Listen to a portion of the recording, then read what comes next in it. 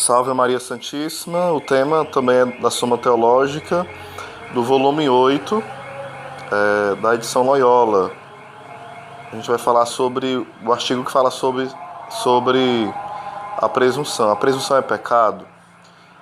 Aí vamos lá. Quanto ao primeiro artigo, assim se procede.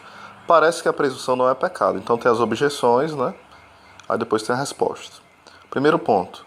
Com efeito, Paulo escreve: esquecendo o que fica atrás, vou em frente.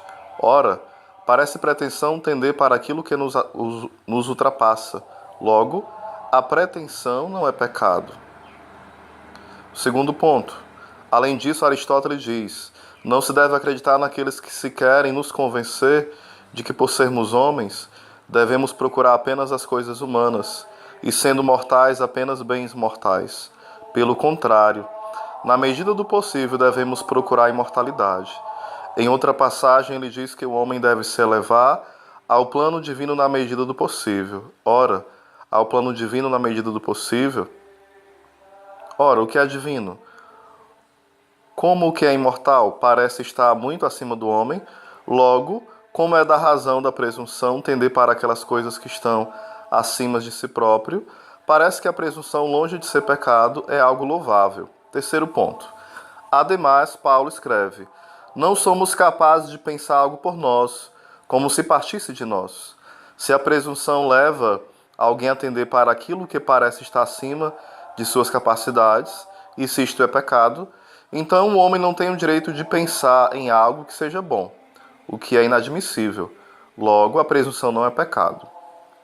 Aí São Tomás responde, né? Em sentido contrário, sempre citando uma autoridade, um doutor da igreja, um santo, a Bíblia. Ou o filósofo, né? Como ele chama, o filósofo, no caso Aristóteles, né? Em sentido contrário, o livro do Eclesiástico diz: ó presunção perversa, quem foi que te criou? E a glosa responde: foi a vontade má da criatura. Ora, tudo que tem raiz na vontade má é pecado. Logo, a presunção é pecado. Respondo: tudo o que é conforme à natureza foi organizado por um plano divino, que a razão humana deve seguir. Por esse motivo, tudo que a razão humana faz contra a ordem habitual, que se descobre na natureza, é vicioso e pecado. Ora, encontra-se habitualmente em todos os seres da natureza que toda ação é proporcional à virtude do agente, e que nenhum agente natural tenta ir além da sua própria capacidade. Dessa forma, é vicioso e pecado, quase contra a ordem natural existente. Que alguém procure fazer algo que ultrapasse sua própria capacidade. Isso pertence à razão da presunção, como a palavra indica, de onde se vê claramente que a presunção é pecado. O primeiro ponto sendo respondido, né?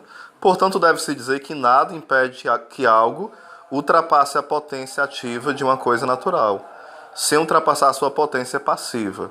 Na realidade, existe no ar uma potência passiva, pela qual pode ser transmutada em algo que tem a ação e o movimento do fogo, o que ultrapassa a potência ativa do ar.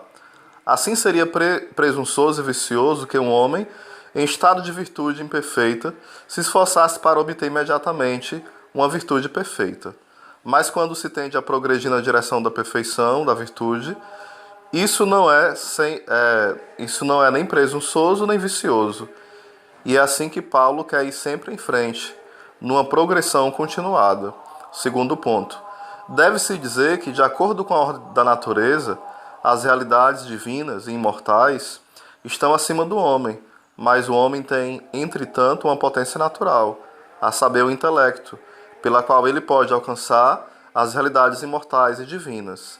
É neste sentido que, segundo Aristóteles, o homem deve se elevar ao plano divino, não para fazer o que convém só a Deus, mas para se unir a ele pelo intelecto e pela vontade.